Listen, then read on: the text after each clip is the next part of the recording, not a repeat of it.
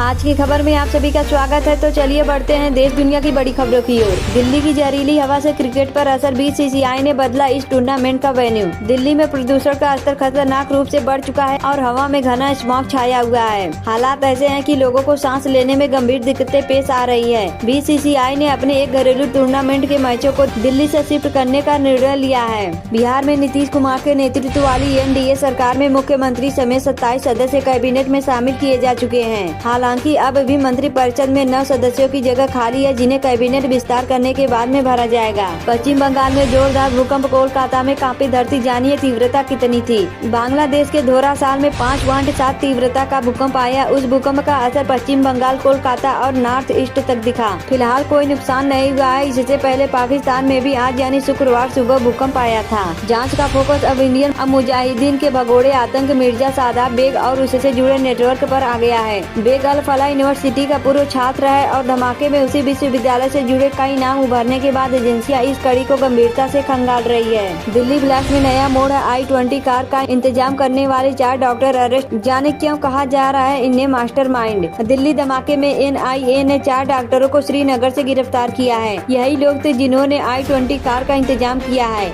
इनमें से एक तो ऐसा भी है जो डॉक्टर के साथ धार्मिक उपदेशक भी था, जो इन्हें भड़काता रहता था। यह खुलासा दिल्ली ब्लास्ट में एक नया मोड़ ला सकती है। उधर बिहार में नीतीश कुमार ने सीएम पद की शपथ ली और इधर एक्टिव होकर अखिलेश यादव ने 5 सालों वाली बात कह दी। जदयू मुखिया नीतीश कुमार ने बिहार के सीएम के रूप में 10वीं बार शपथ ली है। इस समारोह में पीएम मोदी समेत तमाम बड़े नेता शामिल हुए हैं। नीतीश कुमार की शपथ लेने के बाद समाजवादी पार्टी के मुखिया अखिलेश यादव ने उन्हें बधाई दी है। 8वें वेतन आयोग के तहत केंद्रीय सरकारी कर्मचारी और श्रमिक परिसंघ ने प्रधानमंत्री नरेंद्र मोदी से टर्म ऑफ रेफरेंस में कुछ बदलाव के लिए अपील की और एक लेटर के माध्यम से विस्तार से इसकी जानकारी दी है। राष्ट्रपति ने पूछे थे 14 सवाल, 80 की संविधान पीठ ने 13 का दिया जवाब। राष्ट्रपति के संदर्भ के सवालों को जवाब देते हुए संविधान पीठ ने कहा कि बिना लिखे संविधान के अंग्रेजी अनुभव के उलट भारत का एक लिखा हुआ संवैधानिक टेक्स्ट है। अल फलाह यूनिवर्सिटी में आतंकी गतिविधियों के खुलासे के बाद शिक्षा मंत्रालय ने देश भर के निजी विश्वविद्यालयों पर शिकंजा कसने की तैयारी कर ली है। यूजीसी और नेक को निगरानी के लिए मजबूत तंत्र बनाने का निर्देश दिया गया है। मंत्रालय निजी विश्वविद्यालयों से जुड़े नियमों की समीक्षा कर रहा है ताकि उनकी गतिविधियों पर बेहतर नियंत्रण रखा जा सके। धनबाद में छापेमारी के लिए पहुंची थी ईडी की टीम। कारोबारी ने रोकने के लिए छोड़े पालतू कुत्ते। असीम मुनीर के सुपर कमांडर बनने के बाद पाकिस्तानी एयरफोर्स और नेवी के समान खतरा आर्मी ही पाकिस्तान में सब कुछ है। पाकिस्तान के नए संविधान संशोधन के बाद फील्ड मार्शल असीम मुनीर अब सुपर कमांडर बन जाएंगे, लेकिन इसने पाकिस्तान की वायुसेना और नौसेना के सामने बड़ा खतरा पैदा कर दिया है। यह दोनों बलों में नाराजगी की वजह बन सकता है। बिहार में करारी हार से बढ़ गई कांग्रेस की मुश्किलें, राज्यसभा में भी होगा नुकसान। विधानसभा चुनाव परिणाम के बाद राजद के लिए दोनों सीट हासिल करना मुश्किल होगा। ऐसे में उसकी सीट घट सकती है। इस वक्त बिहार से राजद के पास और कांग्रेस के पास एक राज्यसभा सीट है। अमेरिका ने टैरिफ लगाया तो क्या हुआ, भारत के लिए बंद नए दरवाजे, चीन के साथ मिलकर कर दिया कमाल। अप्रैल से अक्टूबर तक भारत ने चीन को 10 अरब डॉलर से ज्यादा सामान एक्सपोर्ट किया है। पेट्रोलियम प्रोडक्ट में 112% और टेलीकॉम सामान में 276% की बढ़ोतरी दर्ज हुई है। सरकारी आंकड़ों के अनुसार सितंबर में 33% और अक्टूबर में 42% की बढ़त देखी गई है। चीन में इंडस्ट्रियल ऑयल की बहुत डिमांड है। भारत के पेट्रोलियम प्रोडक्ट वहां तेजी से बिक रहे हैं। नया विधायक नई एमएलसी, फिर उपेंद्र कुशवाहा के बेटे कैसे बन गए मंत्री। बिहार में शपथ ग्रहण समारोह में नीतीश कुमार के साथ 26 नेताओं ने मंत्री पद की शपथ ली है। इन सभी के बीच उपेंद्र कुशवाहा के बेटे दीपक प्रकाश की सबसे ज्यादा चर्चा रही।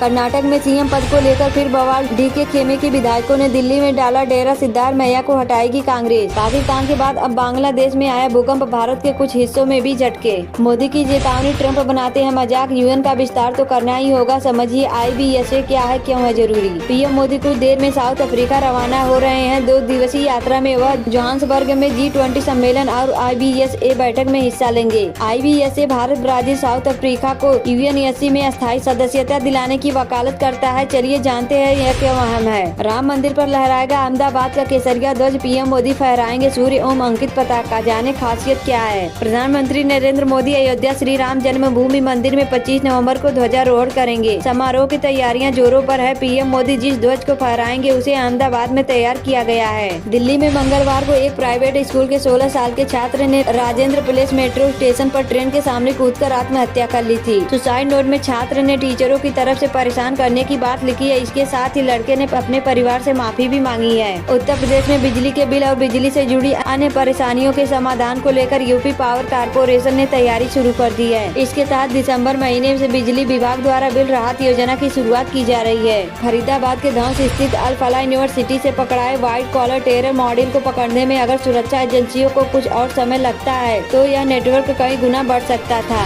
गुजरात के भुज में गृह मंत्री अमित शाह ने घुसपैठ और चुनाव आयोग के SIR पर बात की है। वह देश की सुरक्षा की प्रथम पंक्ति BSF के 61वें स्थापना दिवस समारोह में भाग ले रहे हैं। इस दौरान उन्होंने अपने संबोधन में कहा, हम इस देश से एक एक घुसपैठियों को चुन चुनकर देश से बाहर करेंगे। बिहार की राजनीति में एक बार फिर हलचल बढ़ गई है। इस बार महागठबंधन के भीतर से बड़े राजनीतिक उलटफेर के संकेत मिल रहे हैं। देहरादून की हवा एक बार फिर जहरीली हो गई है। केंद्रीय प्रदूषण नियंत्रण बोर्ड की ओर से जारी बुलेटिन के मुताबिक दून का एयर क्वालिटी इंडेक्स 106 दर्ज किया गया है, जो खराब श्रेणी में आता है।